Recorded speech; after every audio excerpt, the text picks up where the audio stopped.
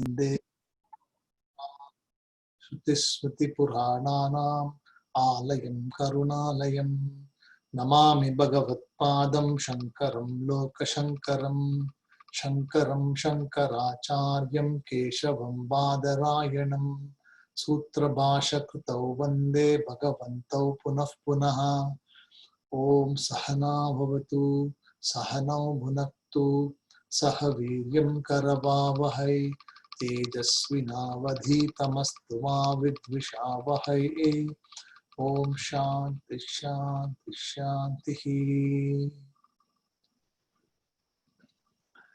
So, in the previous class, we saw this particular verse where Satsangat se Nisangatvam, Nisangatve Nirmohatvam.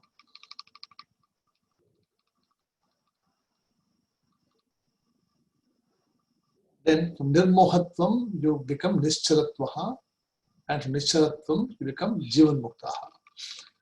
It emphasized the importance of being in Satsanga and being in the right Satsangam.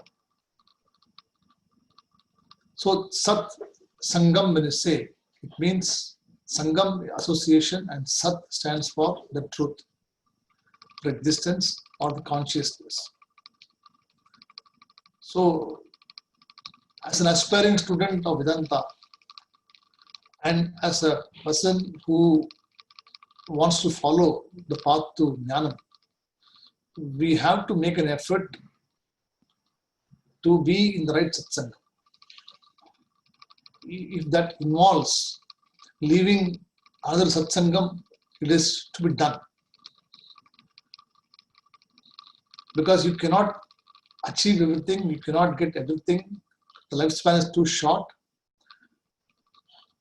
So one has to make the best use of the time available and be part of the Satsanga. So in the process of doing this or addressing this activity of joining Satsanga, you will naturally be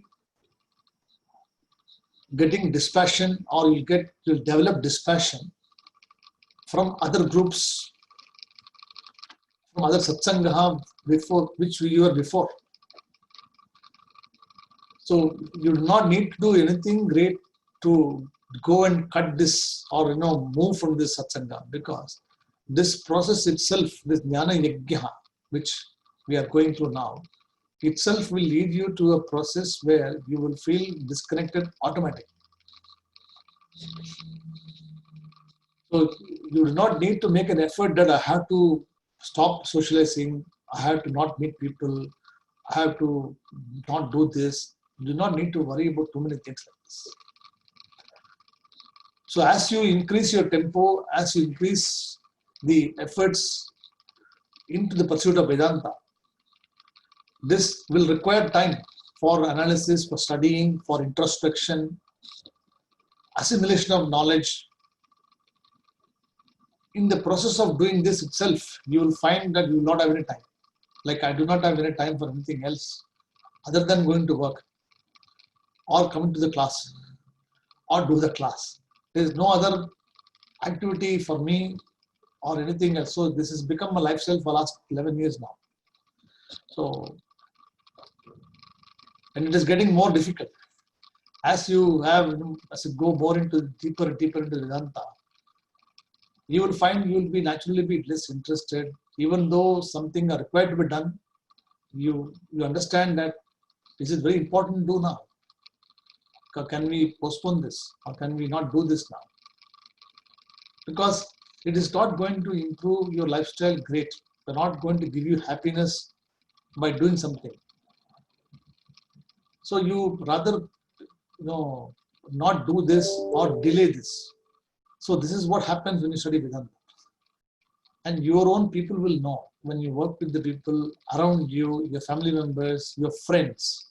They will all note that these people have become somewhere different. They are not the same people whom I knew before. So they are studying Vedanta, they are not meeting people, they are not entertaining us, not calling us for dinner home. We are not able to go out then. So all these things we will face.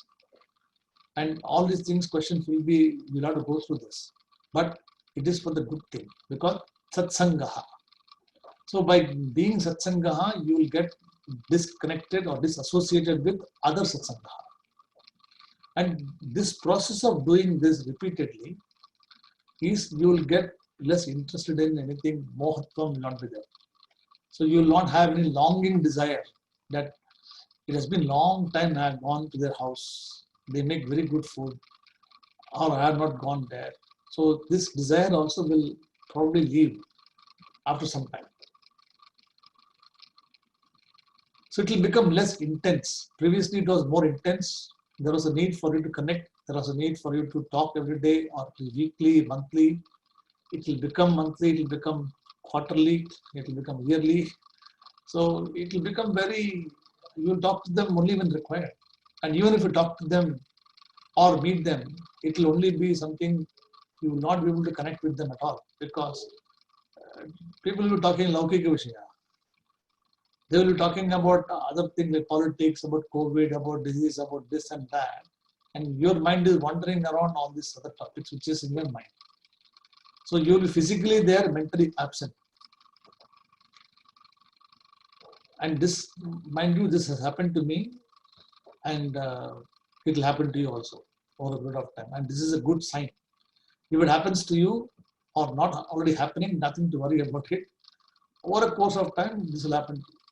And you will feel a little bit alone, but this loneliness or this being just yourself is what is important at this stage. So you are able to devote more time for introspection. And when you have less desire, nirmohatvam, then your mind is not wavering. It's not wavering mind, you don't have any more. So nischalatvam. So chalatvam means the mind wanders from different things to different things. When you have studies, you're focused on a particular thing. Like when you go for an exam, you study for a certification. What do? You really focus very hard. You lock yourself up, you do not talk to people, you switch off all the connection, what you want to do, and you just study. Make notes, study. You make notes, study. Revise, study. So you are able to do that for all the Laukika Vishaya.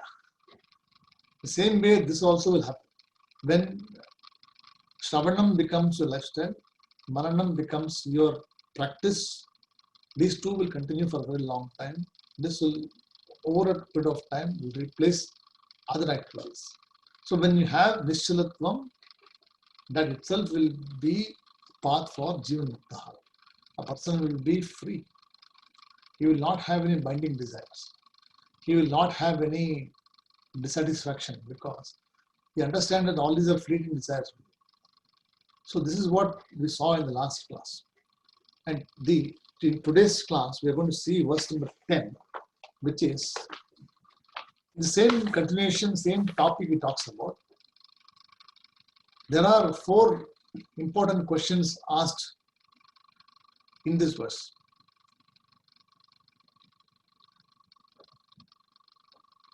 So Vayasi Gathe. So Vayasi Gathe Kaha Kama Vikaraha. So Vayasi Gathe Kaha, first question, Kama Vikaraha.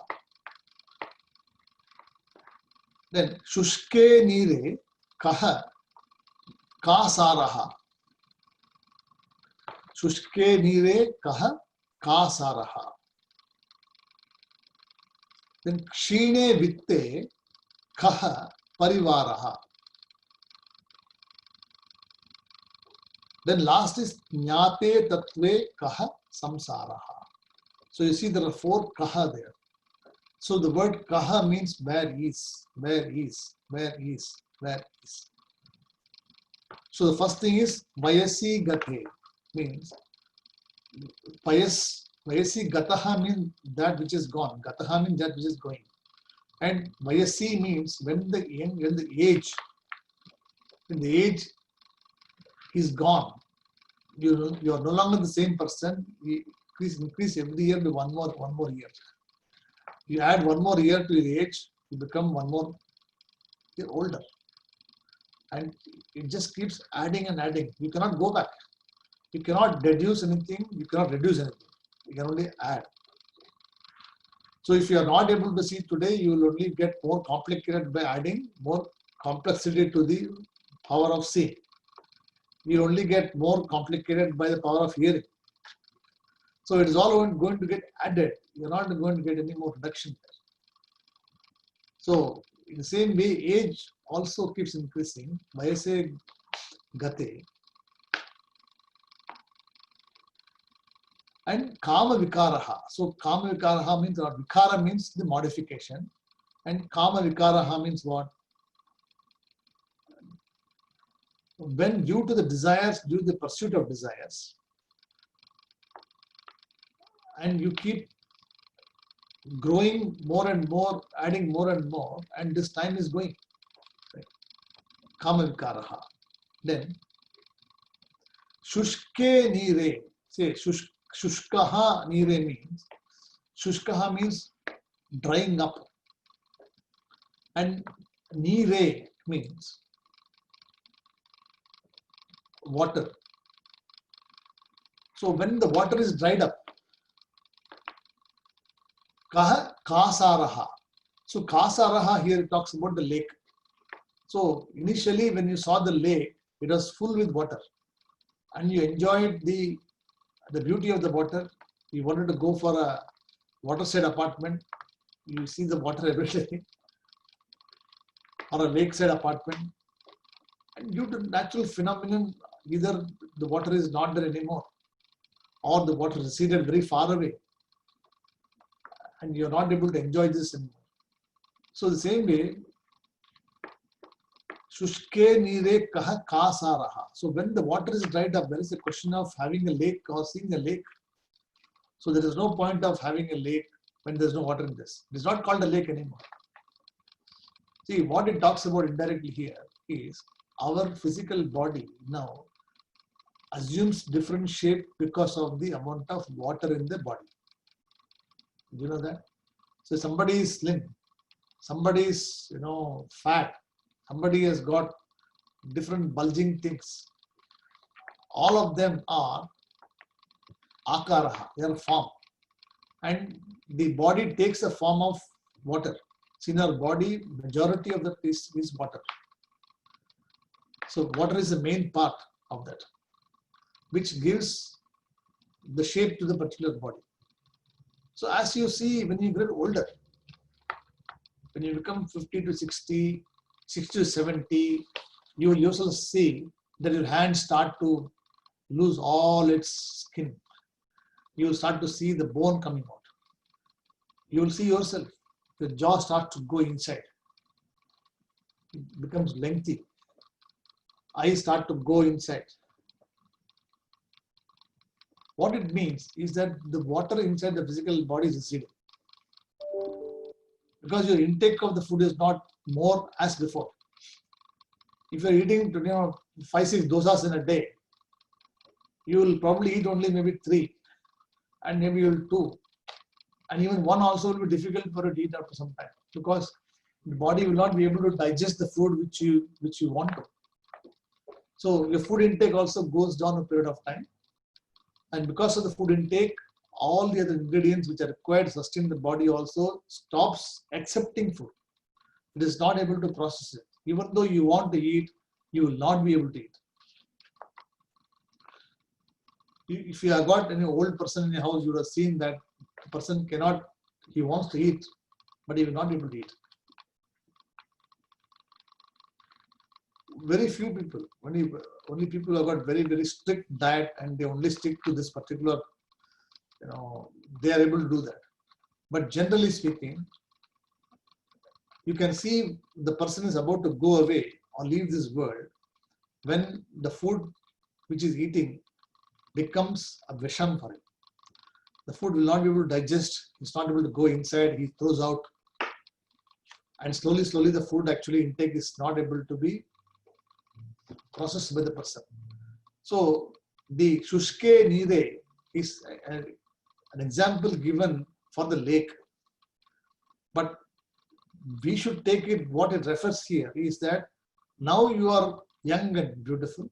You got a physical body which is people adore you, people love it, people comment upon it. Oh, you look very young, you look very handsome. All these things are talked about you. But every year you will add extra things. You're not going to be the same person. So it's why I say vayasi gataha kaha kama vikaraha. So as age goes by, you start to develop symptoms which are related to the old age. This is something you cannot avoid.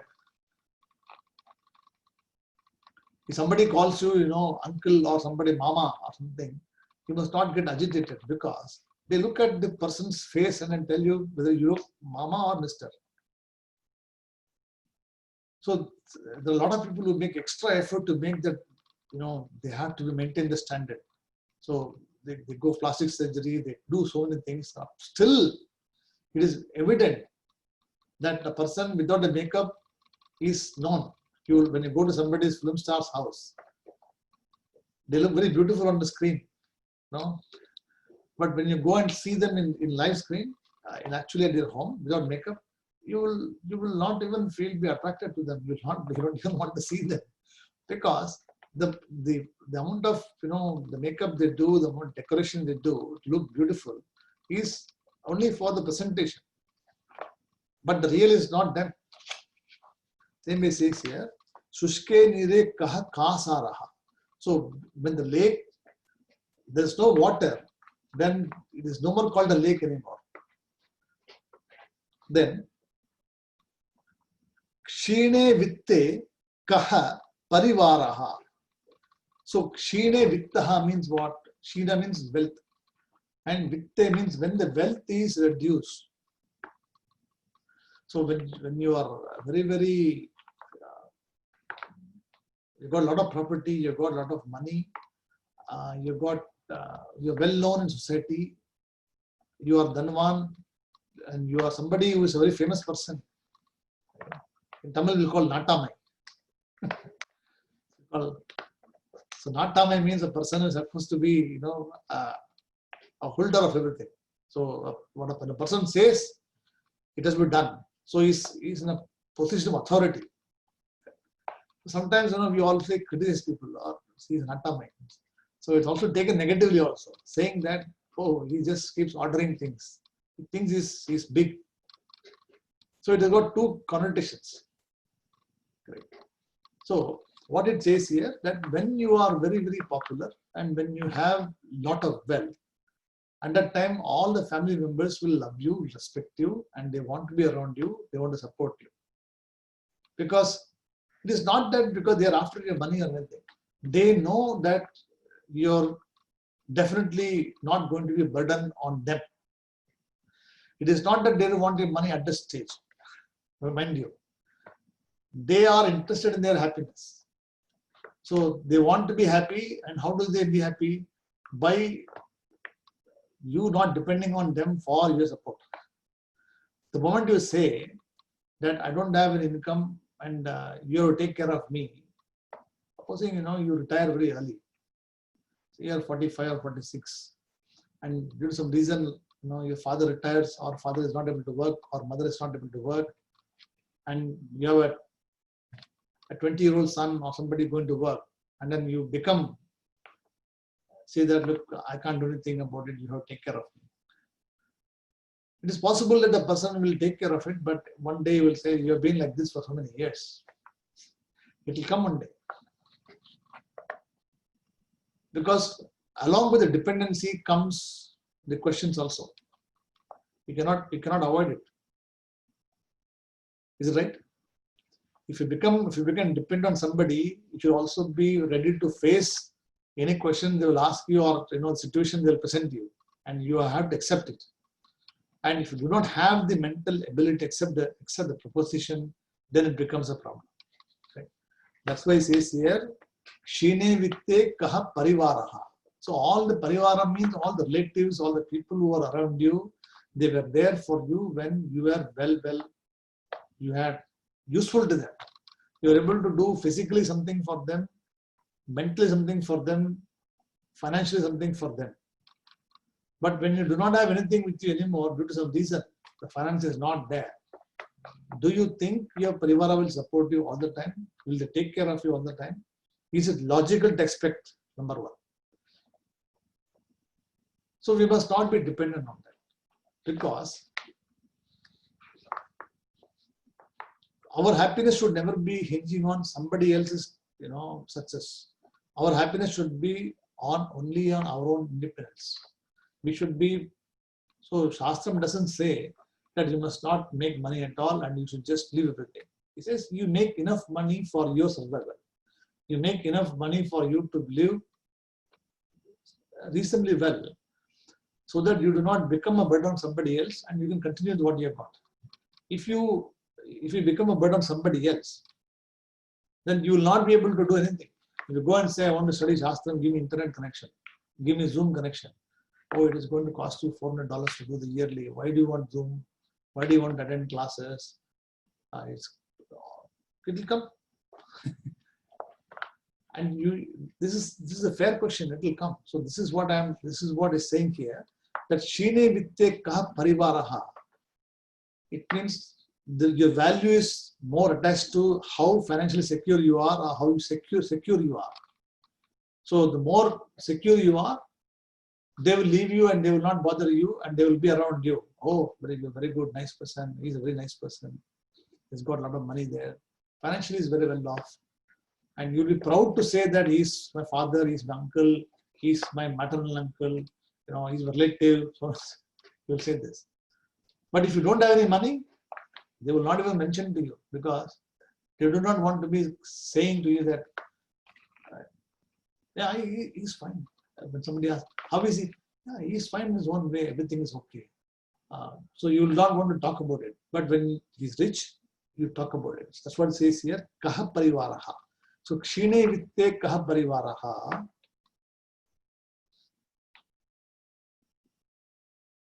Jnate Tattve Kaha samsaraha. So when you realize all these things, what do you realize? Vayase gatite Vayasi gate kaha kama vikaraha, shushke nire kaha kasaraha, kshine vitte kaha parivaraha. When you realize all the fallacies of this, when you understand the limitations of this, when you realize, jnate means, jnatha means when you realize, when you know, what is this, what do you know? Tattvam, the truth. The truth behind all these things, when you realize, now I understand all the truth. Correct? Then, kaha samsaraha. So where is it? Where is samsara there? There's no samsara there. So that is the message is giving here. And in the Upanishad also, there's in the Viveka Chudamani, there's a very famous verse, in verse number 6. If you want to note down, you can see. It says here, the importance of Brahmajnana. The importance of Brahmajnana. You can write down if you want.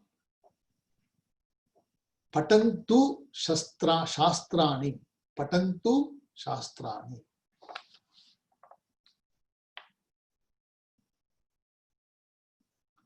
It means what? You can do all the shastram, you can do all the rituals, etc. So Vedic chanting. So patantu means reading, or chanting, reciting, and what? Shastra. So you know all the Upanishads, you can recite them by heart, you can chant all the mantras, you are very fluent in all these things. Shastrani. Then yajantu devaha. So patantu shastrani yajantu devaha. So yajantaha means what? Pray. So you do all the worship, you do all the prayers. Someone will do elaborate rituals. Someone has a routine of doing 6 hours puja a day or 5 hours puja a day. I remember somebody saying, see, I get up at 4 o'clock in the morning, and every day I have to do this puja, this I have to do this, I have to do this, I have to do this. And I don't go to the office without doing this. So 4 o'clock to 8 o'clock, he will be busy doing only this. And for the person, that is what is important. So he says, then, kurvantu karmani means you can do all the activities. So you can do all the activities, all the karmas which is required, rituals you can do, all of them they can do. Then bhajantu devaha. So you can also sing the Lord's favorite songs, and you can do bhajanai, nama sankirtanam, all things you can do. Okay. Yes, there are people who do all these things. You can chant mantras, you can do rituals, you can do elaborate prayers, you can do dhanam, you can do dharmam, you can do good things, all things you can do. But Atma Aikya, I'll give you the text later on. Because Atma Aikya Bodhena means what? Without the understanding of Atma Aikya, or the one with the jivas, the understanding of the truth of the Atma and you, one can pursue all these activities you can do. It will not give you freedom. It will only make you more dependent on these actions. Today you will do chanting for half an hour. You become very confident. You want to increase adding one more mantra to it. 20, 35 minutes, then 40 minutes, 45 minutes, 1 hour, 1.5 hours, 2 hours. It will keep increasing because you are learning more and more things and you are doing more and more elaborate things now. Correct? So all of these are going to be good for punyam. It will all give you good benefit. And punyam is what is useful for what? Punyam is useful for having a better life next janma or for leading a better life this janma. That is all it's all about. But is it all are interested? They're not interested in punyam. Correct? We're interested in jivan mukta. We do not want to be born again for spending our punyam next janma. That's why it says here. So patantu shastrani yajantu devan kurvantu karmani bhajantu devataha. Right? So yajantaha means pray, bhajantu means singing the praise or all the bhajan, etc. So you can do, so some people do rituals, some people do worship, some people do singing, some people do nama sankirtanam, they do katha galakshepam, they have upanyasam, all of them come into that. So you'll see many people talk about upanyasam. So Ramar Kalyanam, they talk about Ramar Pattabhishekam. So there'll be a big, Ramar came here, he was sitting there, he went like this, he was beautiful. So all these things will be there. So there are people interested in those kind of things also. Nothing wrong with that. So he says you can do all of these things. But all of these things will not give you moksha. Why? Atma Aikya Bodhena. So without having the knowledge of what the Atma is, without the knowledge of having Purna Jnanam as to who you are, Vimukti na siddhyati. Vimukti na siddhyati means what? You will never be able to attain muktihi. You will never be able to attain muktihi because you will always be bound by these activities. You will always be dependent because if you don't do this, you will feel very bad. Supposing if you don't have anything else to do, supposing you don't study Shastra. See, now you are not doing anything, correct? What karma you are doing? You are not doing any prayer. You are not doing a ritual. You are not worshipping anything. You are just understanding the truth of Shastra, correct? And you are able to understand what this all means. In the wake of the understanding, you already know the limitations of all these things. I'm trying to tell you the limitations of each of these things. So you will feel less interested to go into this path if you follow this path. But if you are not interested in this path at all, supposing you say that this is not for me, Brahma Jnanam is not for me, I am not interested in this, it is not my cup of tea. Then what do? You have to do something. You cannot sit idle there. So you will pick up something else. So you will go to some satsanga. Somebody will do some ritual there, you go to that group there. So there will be some Sahasranama group, there will be some, this group, there will be some Nama chanting group, there will be some Hanuman Chalisa group. So many people are there, so many groups are there. You will all become part of every group there, you will go there. You will not have get time at all there. Because whole of the time will be just to yajantu devaha, bhajantu devaha. Right? So you will only be worshipping and doing this. But this will not free you. That's what Adi Shankara says in Viveka Chudamani, says, Atma Aikya Bodhena Vimukti Na Siddhyati. And even if you spend 100 years of Brahma, you will not be free. 1 year of Brahma is 432,000 years. So it's like a whole kalpa. So even this is what the message is giving. Adi Shankara is giving that, look, you are spending time on reading grammar, all by hearting so many things, all okay. But along with that, you also pursue this. Just don't stop only at this. If you only stop at this, it will not free you from the samsara, it will only take you more into samsara. The deeper you go, you will not be able to come back quicker because you will always have the difficulty, have the fear of leaving something. So I've been doing this for so many years, chanting like this. Now I come to a crossroad, whether I should continue or not continue. Should I go this way or that way?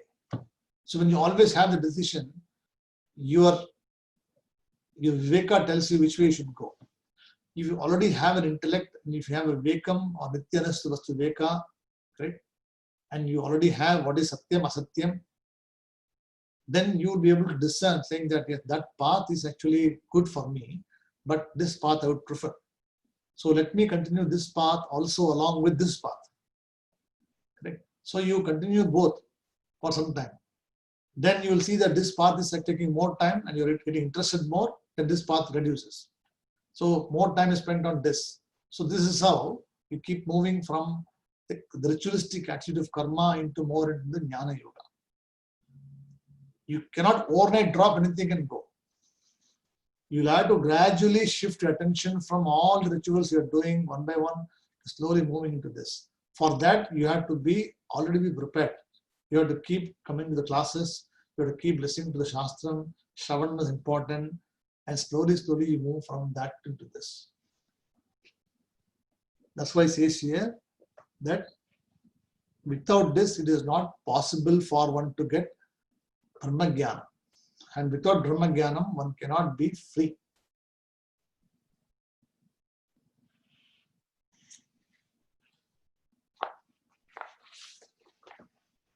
Is that clear? Any questions on that? Anyone is okay? You're able to follow, right? See, Bhajagovindam and Viveka Chudamani, sometimes they are always together. Because Adi Shankara is one writer. And whatever is writing is consistent across all the same thing. He doesn't say anything wrong. See, you will not be able to see anything just contradicting any Upanishad. So whichever text you see, you will see. In fact, today I was reading some other text on Upadesha Sahasri. There it says, a person can go do tapas, stand on one leg. He can go to, Tirtha Yatra. He can do, Darsha Purnamasaha. That means, see, in Darsha Purnamasa, what happens is, you start on a Purnami. On a Purnami, it's 15 days in the month, right? Darsha Purnama, 15 days. 15 days Amavasya, and then you got the waxing waning of the moon, correct? So the first day, you eat full. So today you are having, good meal.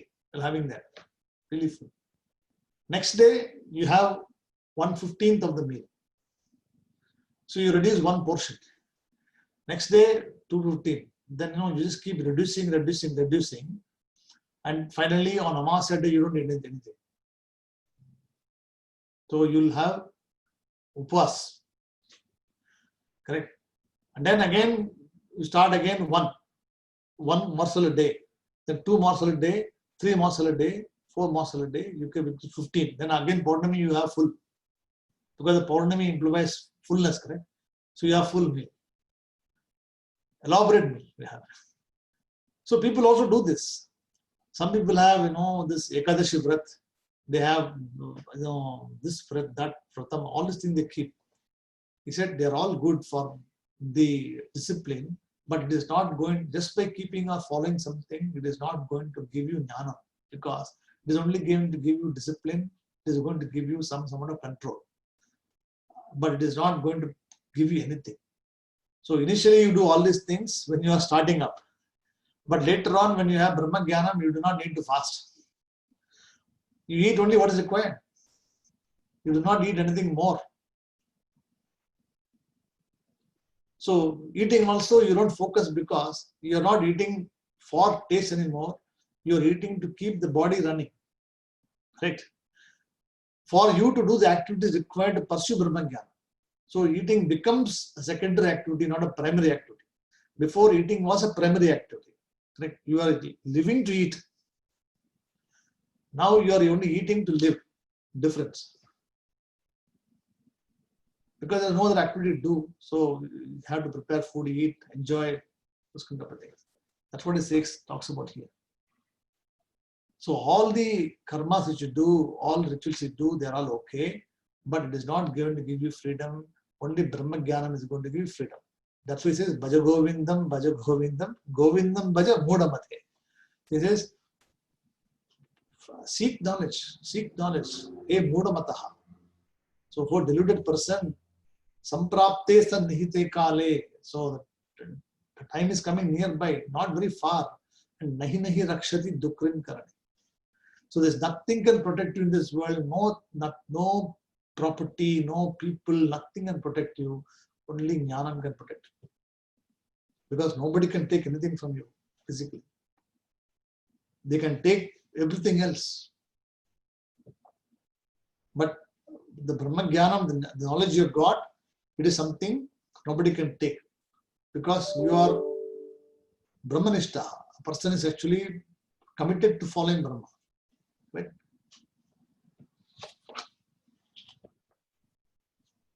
So the 4 questions are important. Kaha, kaha, kaha, kaha. So he asks the question, where is? So, the next one, verse number 11. Ma kuru dhana jhana yavvana gharvam. So the word ma kuru means what? Never. So ma kuru, ma means negation. And ma kuru means never do. Do not do. What do you do? Dhana. Dhana means wealth. Janaha means human being. I am a very great person. See, I am a Pandita. Sometimes when people come to study Shastram, right, or study Vedanta, they already come with a pre-occupied knowledge. They have a baggage already with them. They come with a pre-baggage. In fact, what we tell them is, you have to leave everything out there. Like you come to the temple, right? You do not wear your chappal and come inside the temple, or your shoes. Even though you may be having the most expensive slippers, etc., you cannot walk into the temple having those things. So what do? Either you don't go to the temple, or you wait for somebody and then you go, correct? The same way, when you come to study Shastram with the Guru also, you must leave all the previous things out there.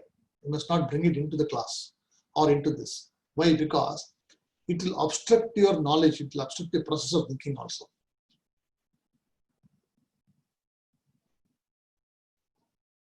Correct. And if you know, see, I already know this. What is this he's teaching? I already know this mantra. I already know this. So when you have this kind of, you saw something teaching great something about it, then your learning stops. That's what it says here. Ma kuru dhana. Janaha means do not boast yourself. Do not have an attitude that you know everything. And because there are many things which you do not know. Even a jnani also will not say that I know everything. He only tells you that I know, I am Brahman. That's all I know. I do not need to know anything else. And that's all he does. He doesn't say that, I've done 4 Vedas, I studied 10 Upanishads, I can write commentary on each of them, I can individually, Bhashyam I can do. It isn't. It is a process. He may know this, but he may not come and tell you that I know this. Correct. So that is called not having garva. Correct. It says here, Ma kuru dhana jana. So not having pride over wealth. Don't ever have pride over your wealth. Do not boast about your wealth to everybody else. Do not boast about your people or your prowess about your own things. So Janaha also means your friends or your own network of people. Say, I'm actually belong to a high society. I belong to this elite class of people. So we are all Vedic scholars. I come from parampara of all these Vedic literature people. I am from this Kulaha. So all these things, you must not talk about it. You must not boast anybody because it is not what is recommended. It is not what we are, because Brahma Jnanam is above all these things. You have to leave Kula, Gotram, all of them should leave. Then Yavvanam means young.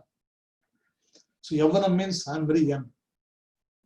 Some people will say don't call me old person. I'm an old person, but I'm very young at heart. I'm only Markandeya, only 70 years of age. So in Tamil we call enter into Markandeya. That means what? Even though he's 65 years of age, he will say that I'm only 17. See, my heart is still 17. I can still enjoy all these things. So Yavvanam is not in your thoughts. See, you have to be practical, and you have to be that these things are not going to go with you. So don't boast yourself about your age or how young you are, or how old you are. It doesn't need to be discussed because it is not a point of discussion. So do not boast. It says Ma Kuru. So never do. Garvam over. So Garvam means Abhimanam. So Garvam means Abhimanam or pride. So do not have pride over what? Three things. Dhanaha, Janaha, Yavvanaha. Then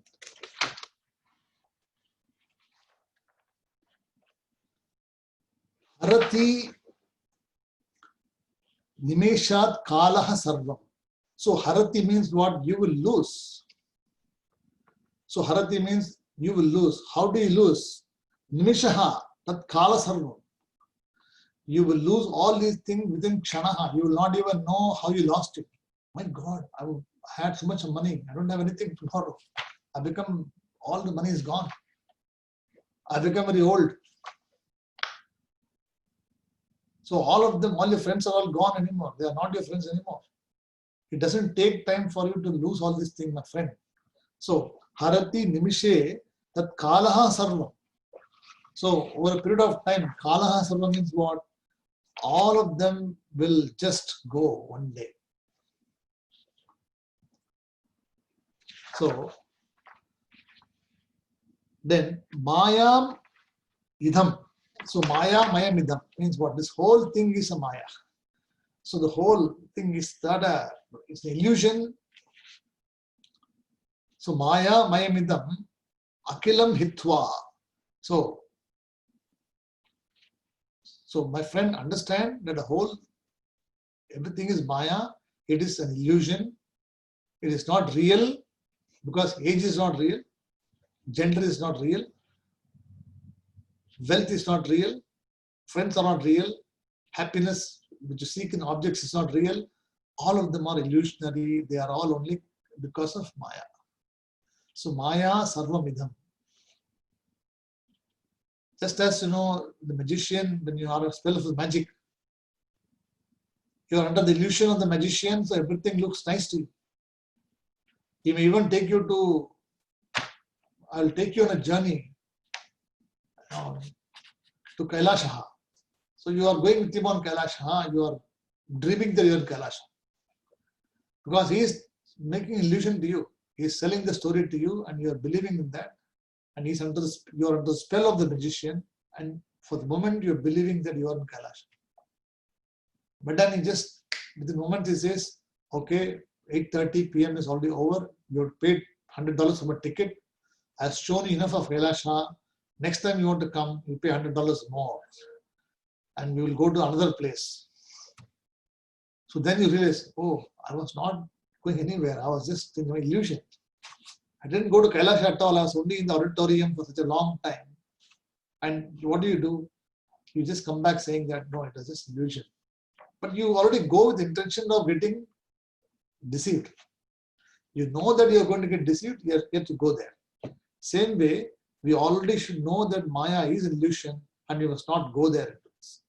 The more deeper into get to this, he says, Akilam Hitva. So free yourself from this illusion. And how do you free yourself? By Brahma Padam Tattvam. So Brahma Padam Tvam means understanding what Brahman is, or understanding the essence of what the truth is, what Brahman is, what consciousness is, what the reality is. So understanding the truth of one's own true nature.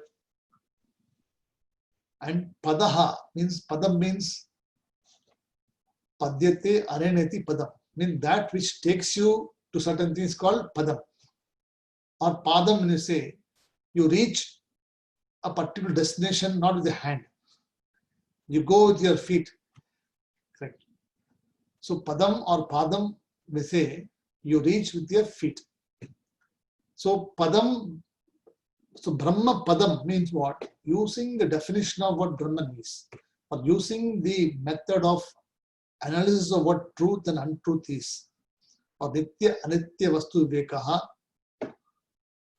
Panchakosha Vivekaha, Drigdrishya Vivekaha. They are all methods of analysis of understanding the truth and the untruth.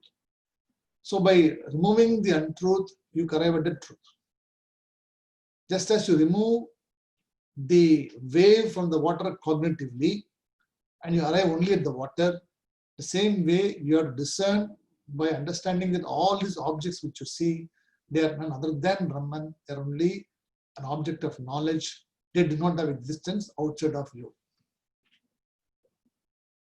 So I, the knower, is the Satyam, the subject, and the subject can never become the object. So if I am the subject, if tree is the object, I can never become the tree. And neither the object can become subject. The tree cannot come and tell me that you are a human being. It can never happen.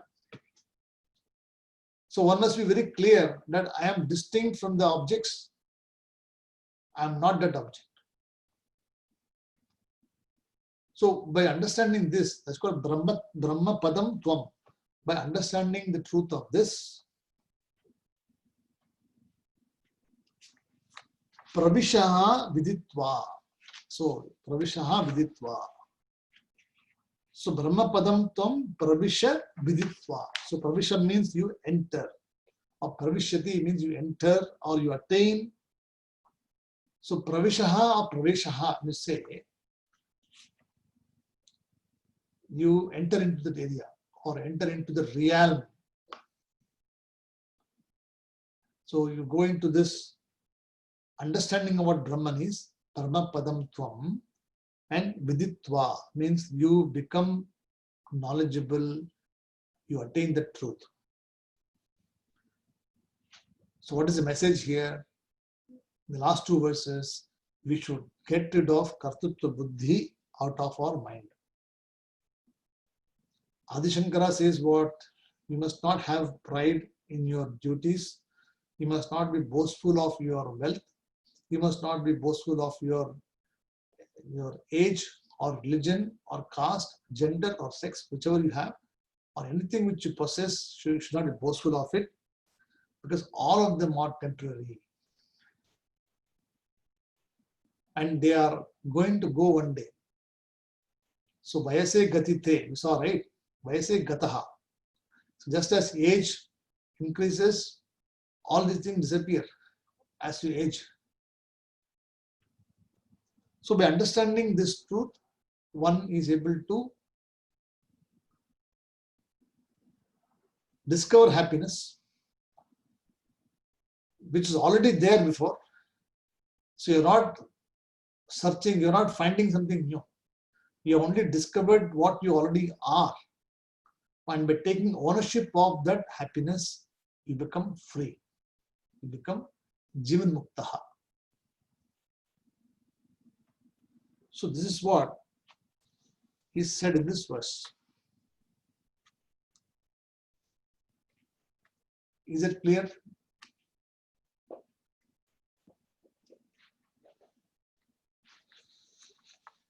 So let's read these two verses. I'll just summarize them. Then we see this. The first one is Vayasi Gataha, Vayasi Gate Kaha Kama Vikaraha, Shushke Nire Ka Kasaraha, Kshine Vitte Kaha Parivaraha, Nyate Tatve Kaha Samsaraha.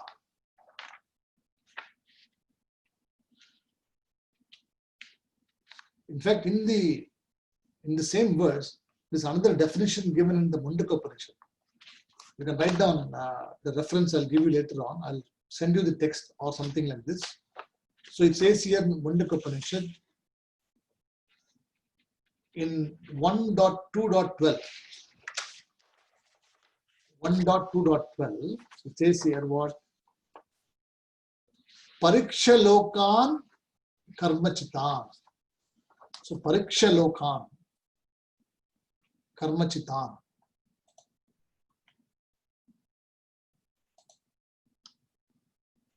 So they say here,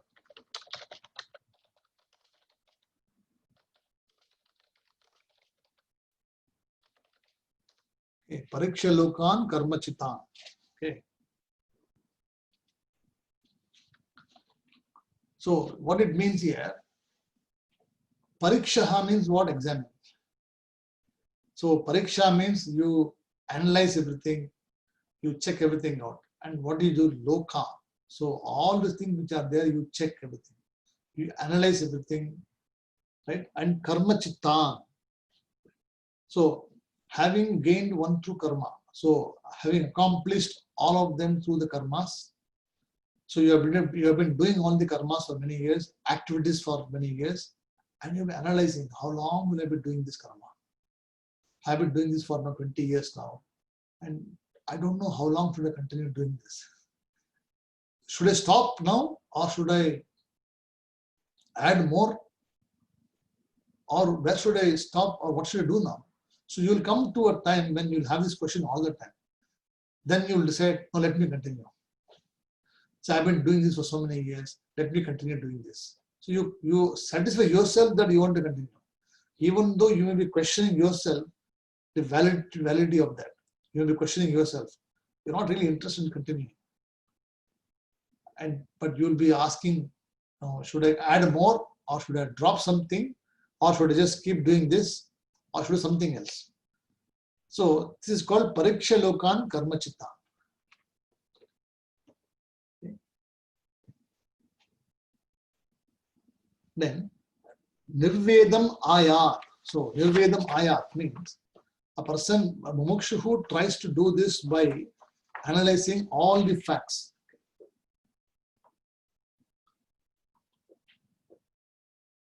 So when you want to study Vedanta, you have to understand that, be able to analyze the fallacies of each and everything. So you should be able to clearly discern that why I am doing this karma, how long should I do the karma, when will I stop doing this, and if I stop doing this, will I get punyam papam, or will I get something else? All of them has to be analyzed. So the mumukshu is a person who is always constantly questioning this particular validity of these things. So if you're doing bhajanai or kirtanam or nama sankirtanam or any puja, ritual, etc., there will come a time when you will say that I'm not anymore old. I cannot do this anymore. And you're looking for somebody from your house to do this. Maybe my son will continue, my daughter will continue, but they will not be interested. So you'll have to stop. When you're 60 years of age, you cannot do Surya Namaskara. You are doing Surya Namaskara, getting up 100 times. You're doing all these things, correct? But when you are 60 years of age, you cannot get up. When you get up, you need a chair to sit for chanting mantra. You need a chair to to offer any puja, etc. So what do you do with that? You are restricted by karma. Your body doesn't let you do this. So at that time, what do? That's why it says here, pariksha lokan karma chitta. Right? And brahmanaha nirvedam ayat asti. So the brahmana or the person is a brahmana. He is a person who analyzes this very clearly, understands this. That all these activities which I am doing is not going to free me from this. It is only going to make me more dependent and make me more unhappy for a period of time. So I must choose now to make myself happy and be free from all these things and move to Brahma Jnana. So that is the essence of that particular two mantras.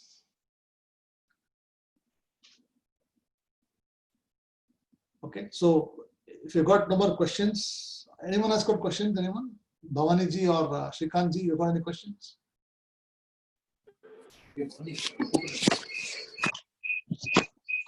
All okay? All okay, thank you. I'm good, sir. Shrikant ji, did you get your answer about Prarabdha Karma? I got it. But the text is beautiful. Adi Shankara, you don't have to say anything. You just have to read the text. It will just take you there. You not have to do more effort.